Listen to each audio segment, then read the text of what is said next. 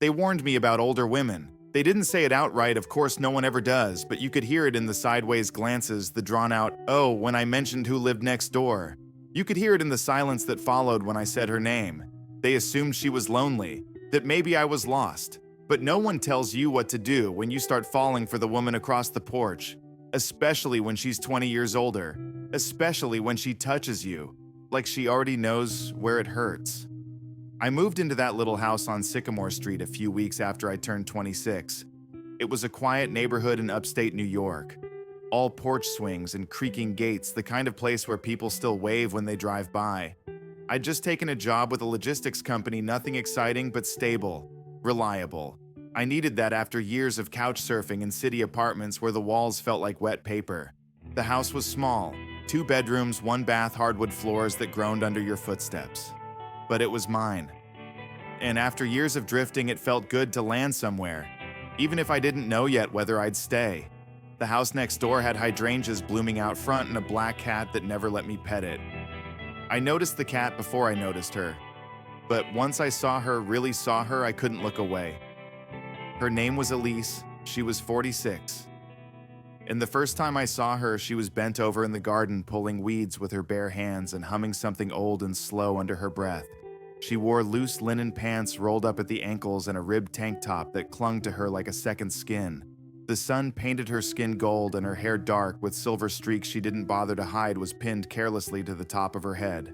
I was holding a box of plates half hidden behind the moving truck, and I stood there far too long, watching the way her shoulder blades shifted, the muscles in her arms, the way her hips swayed in rhythm with her breath.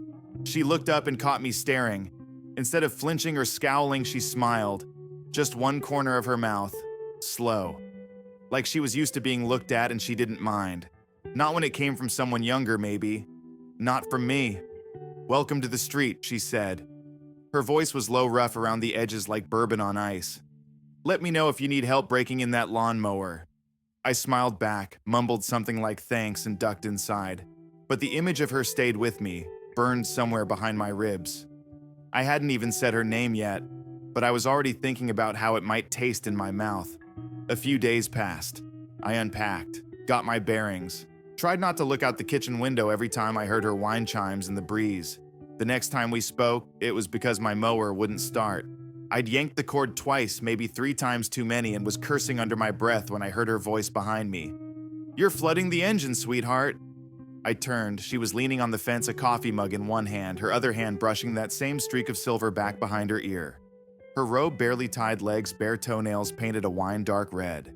She looked like she'd just rolled out of someone's dream. "Let it sit," she said. Then press the primer twice. Not 3. 2. "Trust me." I followed her instructions. It started on the first try. "You have some kind of magic touch?" I asked, half joking. She tilted her head. "Only on stubborn things." The way she said it made my pulse stumble. That moment lasted too long, or not long enough. That Sunday, she brought over a loaf of lemon bread. No note. Just a knock, and then her standing there with a smirk and the smell of citrus and sugar wafting off her skin. "You look like someone who skips breakfast," she said. I invited her in. She didn't take off her shoes, and her perfume, something with lavender and smoke, lingered in the hallway long after she left. From there, things didn't explode, they melted. Slowly. Into evenings on the porch. Into glances that lasted a beat too long. Into casual touches that meant something different each time. She made me dinner once. Just grilled salmon and couscous. But the way she placed her hand on my back when I leaned over to smell the rosemary on the stovetop, that was the first time my skin remembered her longer than it should have. And then there was the drawer. Her kitchen drawer kept sticking, and I offered to fix it. She watched me struggle for 5 minutes, arms crossed, that half smile playing on her lips. "You're not handy," she said, amused. "No," I admitted. "But I like the excuse to be here." She didn't answer. Just walked over, leaned in, and kissed my jaw. Slowly. Not demanding. Not asking. Just claiming space. That night we didn't sleep. I remember the feel of her robe slipping off her shoulders, the softness of her thighs against my hips, the way she breathed my name like it was a secret she'd been waiting to say out loud. She didn't rush, didn't tremble, She moved like a woman who understood her body, who invited you into it, not with permission, but with purpose. And me, I felt 26 all over again. Uncertain, reverent, hungry, in a way I hadn't known I was starving. Her skin was warm and salted with the day's heat, her breath steady as she pulled me into her. We moved slow, quiet, like the night outside was listening. When I woke the next morning, the light in her room was honey-colored. She was still asleep, one hand on my chest, a slight smile on her lips. And for the first time in years, I didn't feel restless. I didn't feel like I needed to run. I just felt full. There's something dangerous about comfort, the kind that slips in quietly without needing to knock. One moment you're just neighbors, sharing polite smiles and lemon bread. The next you're memorizing the curve of her collarbone by the glow of her bedside lamp. After that first night, Elise didn't ask what it meant. I didn't either. We just moved around each other like we'd been doing it for years, brushing past in her narrow kitchen, sharing forks, drinking from the same glass of water without hesitation. She made me French toast the next morning. Barefoot, hair a mess, wearing my hoodie, and the way she poured the syrup slow, deliberate teasing felt like a second invitation. We didn't talk about work or plans or the 20-year canyon between our birth certificates. She just pressed her knee against mine under the table and stole a piece from my plate without asking. "You don't cook, do you?" she asked, mouthful.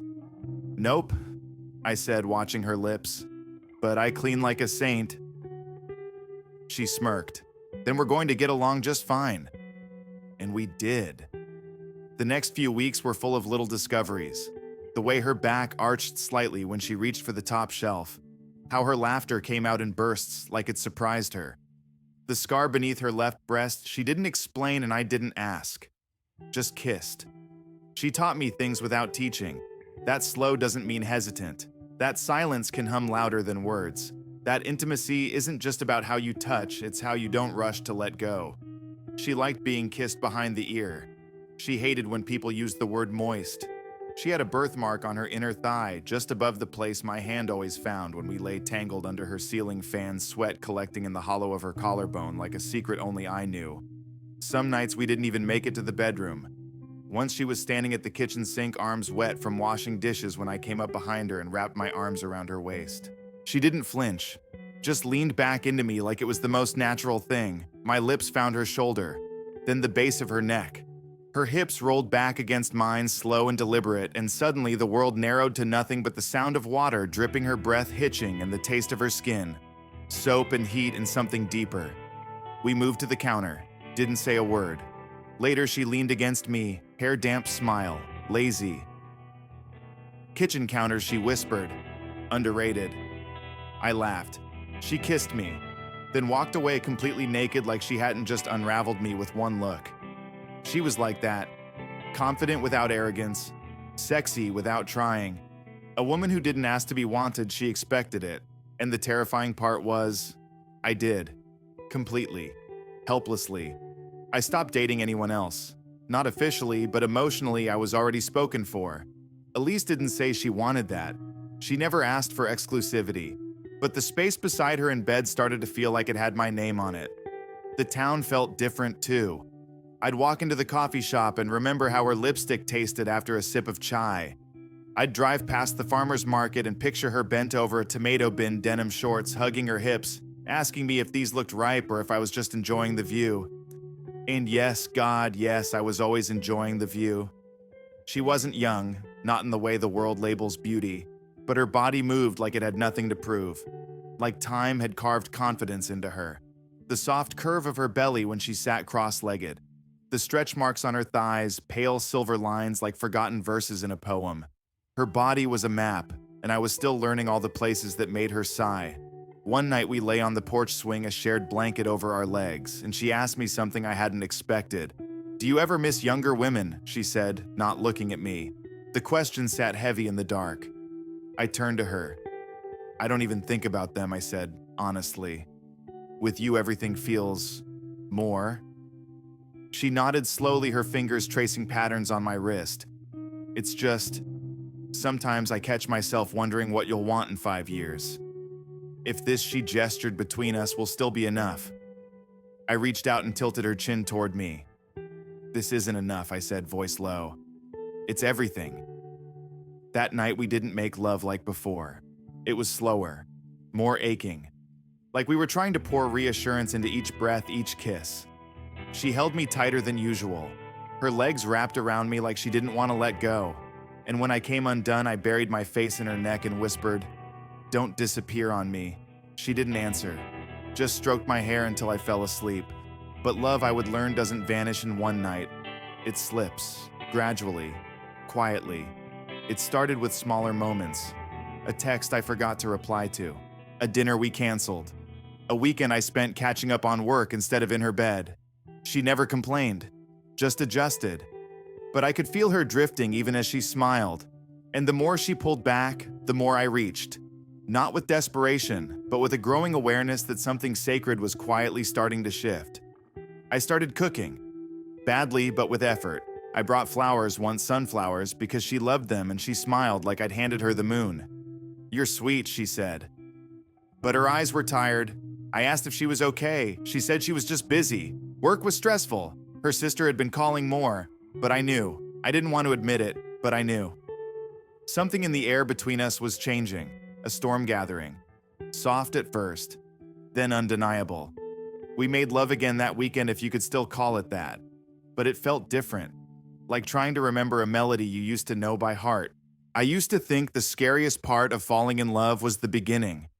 That weightless stretch of uncertainty. Will they feel the same? Will this last? Will I lose myself in the wanting? But I was wrong. The scariest part is when everything feels familiar. When you know the shape of their sigh, the rhythm of their footsteps on the stairs, the exact way their lips part just before they say your name. When you've memorized all of it, and you start to feel it slipping anyway. By the time September rolled around, Elise and I had settled into a rhythm that was just a little too quiet. The touches were still there, her hand on my back as I passed her in the kitchen, my fingers grazing her thigh under the table. But they felt like echoes, not callings. We still slept together, yes. But even our bodies seemed to know we were somewhere in between, staying and letting go. The heat hadn't faded, but the urgency had. And urgency, I was learning, wasn't just about lust, it was about presence. One night I came over after work and found her curled up on the couch in an oversized sweater and glasses, flipping through a box of old photos. There was one of her in her 20s, sun-kissed, wild-eyed, sitting on the hood of an old Volkswagen van. A man stood beside her, arm draped over her shoulder. He looked like someone who backpacked through South America and read poetry in bars. "Julian," she said, before I even asked. "We lived together in Santa Fe. He played saxophone and could cook a paella that made you believe in God." I nodded. "Did you love him?" She shrugged. "Maybe. But not the way I love now." I paused. "Do you still love me?" The question caught both of us off guard. I hadn't meant to ask it. It just slipped out, like a bruise finally pressing back. She looked at me, then really looked, and her eyes softened. "I don't know if I can call it love," she whispered, "but it's something that matters, deeply." Is that enough? I didn't know, and I hated that I didn't know. The next few weeks blurred. She got busier with work, or maybe just with life. I stayed late at the warehouse. We stopped sleeping over as much. Dinner turned into takeout, or not at all. We still texted, but mostly things like, "You home?" or "Left you soup by the door." One Friday I came home and found her porch light off. The first time that had happened in months. I stood there, keys in hand, just watching the quiet space between our houses. My house suddenly felt too big. Hers too far. That Sunday she invited me over to help clean out her attic. I thought it would be casual, an excuse to drink wine, joke around, maybe end up making out between boxes of forgotten Christmas decorations. But it wasn't like that. We opened old trunks filled with theater playbills, postcards, journals, and fading photographs. Her past was all around us, filling the space with versions of Elise I had never met. Elise in a wedding dress. Elise with a shaved head and paint on her cheeks. Elise holding a baby I didn't recognize. "That's Caleb," she said quietly. "My nephew. I helped raise him after my sister's divorce." She was sitting cross-legged on the wooden floor, hair tied back, glasses slipping down her nose. Something about the way she said it made my chest tighten. There was so much I didn't know. So much she'd lived before me. and suddenly I felt young again. Not just in age, but in experience. Like a guest in a house I'd never be able to fully move into. That night, lying beside her in bed, I asked, "Do you think I'm just passing through?" She didn't flinch, didn't sugarcoat it. "No," she said, "but I know you could." Silence. She reached for my hand, fingers lacing through mine. Her touch was warm, but it felt like goodbye. The next morning, she kissed me on the cheek instead of the mouth. I noticed. And I started to disappear in small ways too. I stopped leaving my hoodie on her kitchen chair. I didn't bring up the idea of a weekend away. I began making coffee at home again. By October, we were both pretending not to notice the difference, but you can only pretend so long. One evening, I found her sitting alone on her porch, a blanket draped across her lap, mug in hand. "I've been thinking about selling the house," she said, not looking at me. The words landed like a blade. "Oh," I said, "I don't know yet, but it feels... time. The word echoed. Heavy. Final. I didn't beg her to stay. I didn't ask her to change her mind. We were too grown for that, too tired, maybe too proud. So we just sat there, two people who had once undressed each other with trembling hands, now struggling to find the right words to say goodbye. The "I love you" never came. Neither of us had dared, and now it hovered like smoke, unspoken, but impossible to breathe through. A week later, the "for sale" sign went up. I saw it from my window, and it felt like the wind had changed directions. The "for sale" sign stayed planted on her lawn for 3 weeks before I found the courage to knock on her door again. When she opened it, Elise didn't look surprised, just tired. Her cardigan was oversized and slipping off one shoulder, and her hair was still damp from a shower. She smelled like rosemary and warm cotton, like before, like always. "I was wondering when you'd come by," she said softly, stepping aside to let me in. The house felt different. Boxes in the hallway, books missing from the shelves. Her wind chimes, once a delicate background to our summer nights, were gone from the porch. "I'm not leaving town," she said, almost defensively, as if she needed to soften the blow. "Just downsizing, something quieter, less to clean." I nodded. "I get it," but I didn't. I stood in her kitchen and stared at the empty space where her coffee grinder used to be. It had been mine too, in a way, like the drawer that stuck, like the corner of the porch that caught the best light, like the half of her bed where I used to lie awake listening to the sound of her breathing.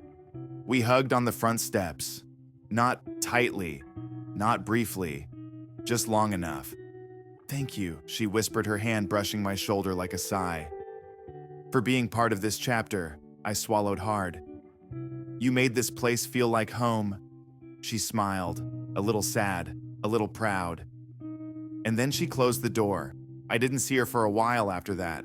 The house sat empty for weeks. No porch light, no music through the windows. Just the ghost of lavender perfume in the air when I walked by on a windy morning. The curtains stayed drawn. The grass grew uneven. I went on with life. Sort of. I still woke up early, still went to work, still folded my laundry and paid my bills. I even dated, once or twice. But no one laughed quite like her. No one looked at me like they already knew what I was about to say before I said it. One night I came home to find a young couple walking around Elise's old front yard with a real estate agent. They had a baby in a carrier and a golden retriever that barked at the mailbox. They looked excited, hopeful, like beginnings wrapped in skin. My chest tightened, but I smiled, because life doesn't pause even for love. It fills in the cracks. It repaints the walls. It makes room. Still, I couldn't help but look at that house like it was a memory someone else was about to move into, as if the shadows on the walls might still hold echoes of my voice, saying her name in the dark. Months passed. Winter came. Then spring. I saw her once at the farmer's market downtown. She was wearing a denim jacket, her hair in a bun, sunglasses on. She looked lighter. Or maybe I just remembered her heavier. "Elise?" I said, a little breathless. She turned, smiled. That same slow smile I remembered from the first time. "Hey, stranger," we hugged. The kind of hug you give someone who once knew every inch of your body and now barely brushes your shoulder. It was kind, firm, measured. "I moved to the north side," she said. "Got a little condo. Started taking pottery classes." "You always talked about that," I said. She nodded. It's messy, but it helps. We caught up briefly. I told her I was still at the warehouse, still writing a little on the side. She touched my arm when she laughed. Just for a moment, but it still sent a ripple through me. "I'm glad you're doing well," she said. "I am," I replied. "It took a while, but I'm good." She looked at me like she believed it. Me too. We didn't ask for phone numbers, didn't say we should catch up. We both knew the weight of that kind of lie. So we said goodbye, and I watched her walk away into the crowd, still graceful, still calm, still Elise. And just like that, she was gone again. By summer, a new family had moved in across the porch. The baby cried at odd hours. The dog barked at the wind. I helped them move a dresser one evening, and the husband offered me a beer afterward. We sat on the steps and talked about traffic on Route 6 and whether hydrangeas liked morning light. I didn't tell them about Elise. That story belonged to me. Sometimes I see her around town, the post office, the grocery store. Once we both ended up at the same movie alone. We sat together without planning to. She laughed at all the same quiet, offbeat moments. I loved that about her. Still do in a way. But when the credits rolled, we walked to our cars, hugged, and said goodnight. No lingering looks, no whispered invitations. Just a familiar smile, soft and warm. She became something else to me. Not an ex, not a friend, just a song I used to love. The kind that still makes you pause when it comes on the radio. Makes you smile, but you don't turn it up anymore. Not because you don't feel it, but because you know how it ends. There's a kind of love that doesn't fade. It just steps back.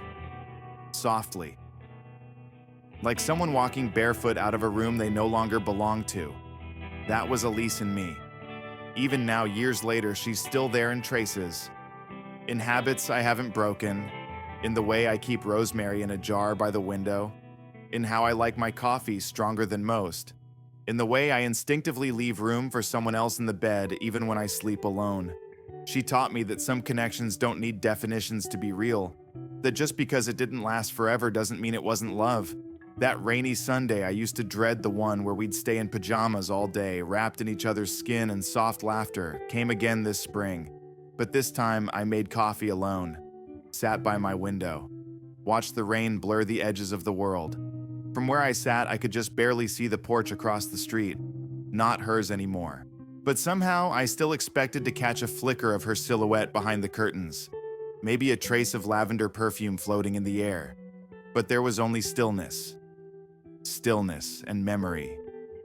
I thought about that one night, the night we'd made love under thunder and flickering candles when everything outside was shaking, but we were still. I remember the way her back arched beneath me, not from pleasure alone, but from surrender. The kind that says, "Take all of me while you still can." And I did. God, I did. She had this way of folding herself into you limb by limb, sigh by sigh, until you weren't sure where you ended and she began. I think about that sometimes. About how she'd run her fingers down my chest and say, "You feel like a secret I forgot I ever told."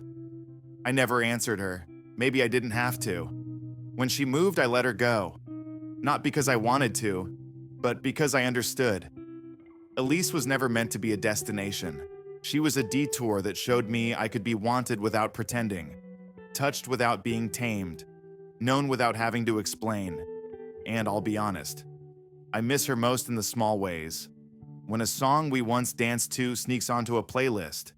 When I see a woman with streaks of silver in her hair and strong, sun-warmed arms. When I pass a bookstore and remember the way she'd read the first line of any novel aloud before deciding if it deserved her attention. I miss her in the way a scar aches when the weather shifts. But I don't ache for her return. I ache for what we were inside that brief, borrowed time. Sometimes I wonder if she ever thinks of me. If on nights when the world is too quiet and sleep won't come, she remembers the way we held each other, the way we spoke in touches more than in promises. Once a year after she left, I saw her again, at a community art fair. She had clay under her fingernails and a smudge of red paint on her cheek. She was laughing with a group of women, radiant alive. She caught my eye, and for a moment the whole world quieted. She didn't run over, didn't wave. She just smiled. That slow, knowing smile that had once undone every part of me, and I smiled back. That was enough. We were two people who had once shared skin and breath and silence. And now we were just two people with a memory that stretched like a golden thread between us, never pulled taut, never broken. Sometimes when I sit on my porch at dusk, the crickets start their song and the cicadas pick up the rhythm. I close my eyes and swear I can feel her beside me. Her fingers curled around a mug, her bare leg brushing mine. The whisper of her voice saying my name like it belonged to her.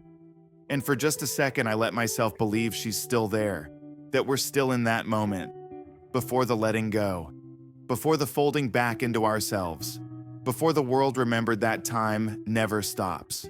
And then the breeze shifts. The smell of rosemary floats through the air, and I open my eyes.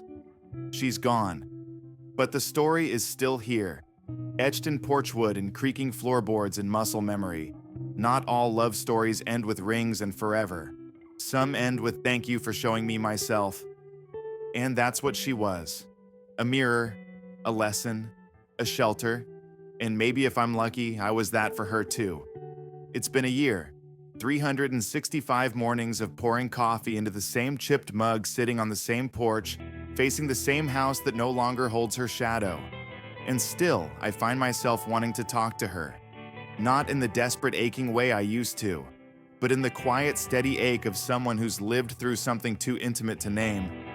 There's a drawer in my kitchen that sticks. I never fixed it. Some days I yank it open just to hear the sound it makes, like it might drag her name back into the room.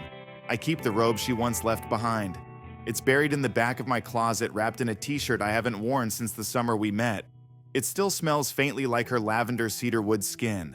I don't take it out, but I don't get rid of it either, because I need something that proves she was real. People talk about moving on like it's a finish line, as if one day you wake up, forget their birthday, forget the freckles on their back, forget how they like their eggs. But no one ever says what to do with the leftover love. The kind that doesn't ask for anything, just lingers like dust in morning light. I live alone now, still in the same house, still on Sycamore Street, but it feels different, calmer, wiser, lonelier sometimes, but also full. Because she gave me something I didn't know I was missing. Not just desire, not just comfort, but language. Before her, I didn't know how to say things like, I miss the way you used to look at me when you thought I wasn't watching, or I love how your silence said more than anyone else's words, or I didn't need a future with you to know that what we had mattered. She never said I love you, neither did I. But I think we did. In the way we touched, in the way we listened. I've been writing again. Not to publish, just for myself. Little fragments of us tucked into margins, her breath in the comma, her name disguised in the rhythm. Sometimes I write to her like she'll read it, like this. Dear Elise, do you remember that night it rained so hard the power went out and we lit every candle in the house? You read aloud from that book of Neruda poems, half laughing, your voice echoing off the walls like a spell. You were barefoot, your hair frizzed from the humidity. And I remember thinking, this is the kind of beauty you never get to keep. Just borrow. I didn't say it then, I was too afraid to make it real.